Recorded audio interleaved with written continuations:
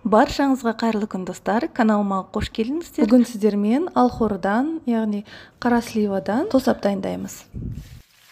Енді кеңірек ыдысқа салып, суымызды құйып, жақсылап, қолымызбен ысқылап, жуып аламыз.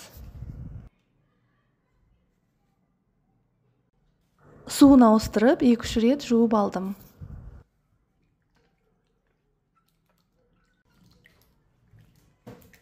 Енді жақсылап жуып алған сливамызды сүйегінен ажыратып, бірнеше бөлікке бөліп тураймыз.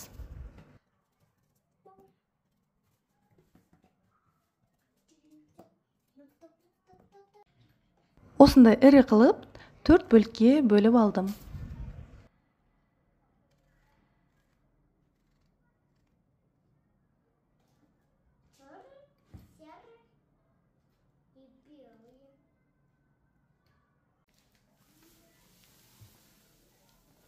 Бір килограмм сливаға 800 грамм шамасында қант қостым.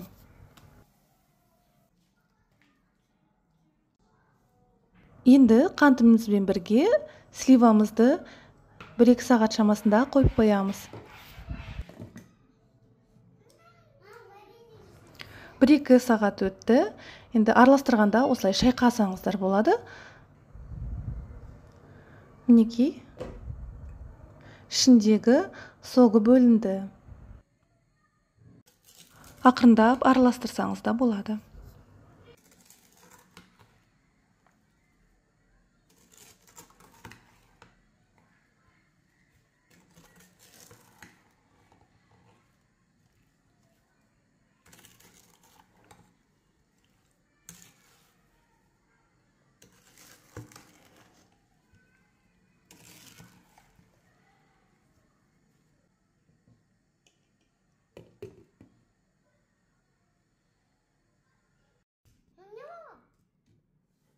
Мінекей біздің қантымыз толықтай еріді.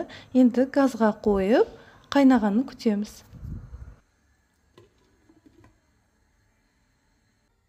Қайнаған соң 15 минут шамасында пісіреміз.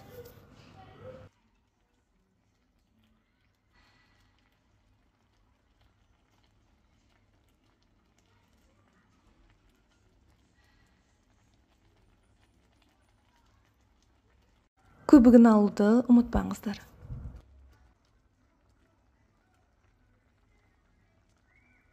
Енді 6-7 сағат шамасында суытып қойып қоямыз.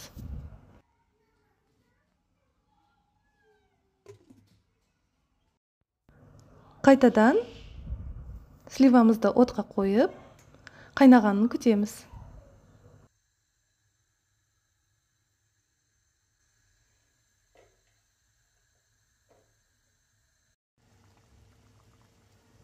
Көбігін аламыз. Қайнаған соң 15 минут шамасында пісіреміз. Егер сіздің тосабыңыз сұйық болатын болса, тағы да суытып 15 минут шамасында қайнатсаңыз болады.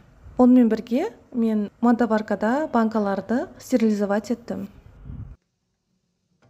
Енді дайын болған банкаларымызға тосабымызды құямыз. Жақсылап қақпағын жабамыз. Теріс аударып, жылы жерге қойып қоямыз. Мінекей біздің қара өріктен сливадан дайындаған тосабымыз дайын болды. Алдағы рецепттерден қалып қалмау үшін каналыма тіркелуді ұмытпаңыздар.